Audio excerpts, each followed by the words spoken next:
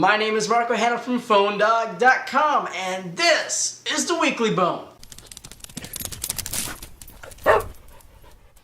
iOS 7 is now over 200 million users strong. There's been massive talks about security leaks on the new iOS 7 software, and especially the easiest one known to man. It's basically pressing a whole load of buttons on the lock screen to get access to a locked iPhone. Days after the iOS 7 rollout, there's been a bunch of people complaining about iOS 7 not being as secure as any previous iPhone software. More iPad Mini 2 rumors have surfaced this weekend, with a new shell of the iPad Mini 2 being announced with some gold paint on the back of it and Touch ID for the new home button. Basically, it's everything we expected. Obviously, now we know where Apple is going to with home buttons, new Touch ID sensors on basically every single Apple iOS device, including iPod Touch, iPhone, and basically iPad. The new gold color iPhone 5S will basically say, hey, look, a gold iPad Mini and probably a gold iPad will be in the line very soon,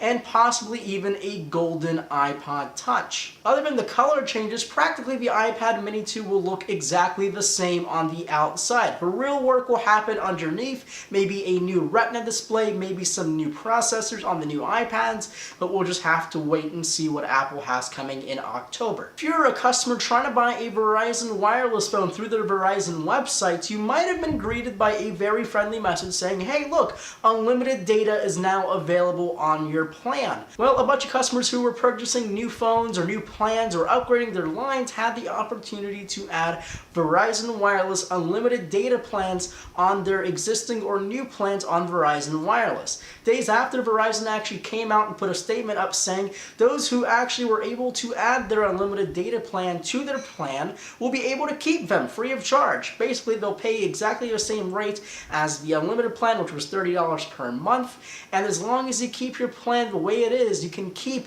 your unlimited data on Verizon Wireless's network. Very good for those who are able to snatch the unlimited data. Sony's Z1 is not even a month old in the press's eye. We're still kind of glimmering over the great camera and the display on that guy, but now there is a new mini version of the Sony Xperia Z1, we think. It's called the Sony Xperia Z1 F. Do not ask me what the F stands for, because really, I do not know. The rumor has it that it will have a 4.3-inch display, with a resolution of 1280 by 720. It could have a 2.2 gigahertz quad-core Snapdragon 800 processor and maybe even 2 gigabytes of RAM, a large battery, and the 20.7 megapixel camera on the rear end of the device. It's not a real device. We don't know anything else other than those specs and the name, which kind of sounds a little weird, but we really don't know anything else. It could come out next year. It could come out tomorrow. Well, that's all the time I have for this week's episode of The Weekly Bone. You can follow me on Twitter at PhoneDog_Marco. Keep it locked here at PhoneDog.com, and I'll see you guys in the next video.